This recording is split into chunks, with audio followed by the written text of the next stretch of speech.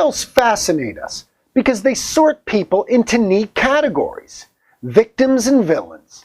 They inspire vigorous debate and passionate feelings. In the 20th century alone, there must have been about a dozen trials of the century.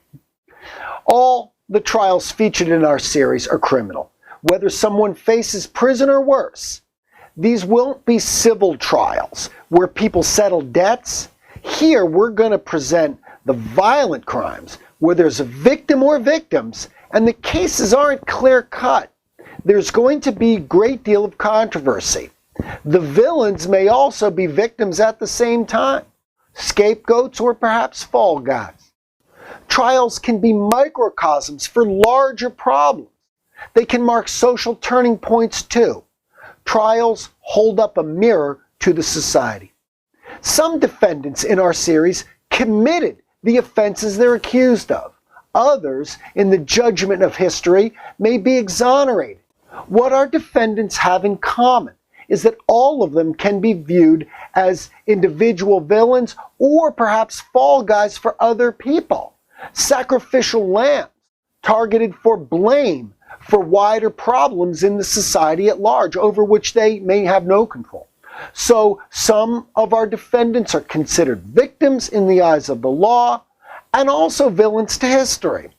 Many fought against unjust laws or restrictive social conditions, such as labor leader Eugene Debs or coal miner Jack Kehoe, making them juicy targets of the establishment. When we discuss the facts of each trial, we include the historical context that sheds light on how these cases wound up in the courts in the first place.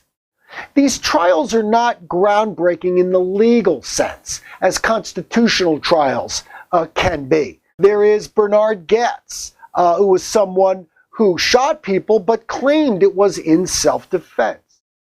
Los Angeles Police Department, LAPD, were they doing their job by subduing motorist Rodney King, or did they exceed the law by striking him and pummeling him on that video that most of us saw?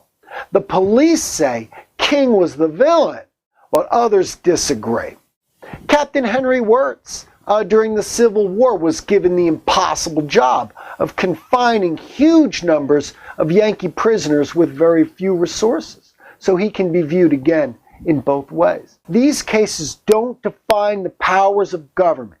Instead, they will show us how traditional categories of villain and victim can be flipped, depending on the times and where you stand. For example, might you sympathize with a British redcoat soldier on the streets of Boston in 1770 being pelted by projectiles from a hostile mob?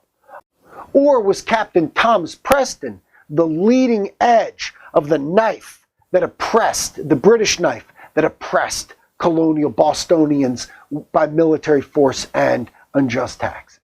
So we're not going to follow the legal twists and turns of each case in order to analyze the law. We're not going to law school here. We'll be looking at the cases through a broader lens at how America itself has changed and how the courts show us whose interests are protected and whose may be exploited.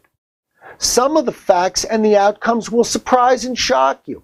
A future president defending British redcoats? A group of devout Mormons committing a bloody massacre?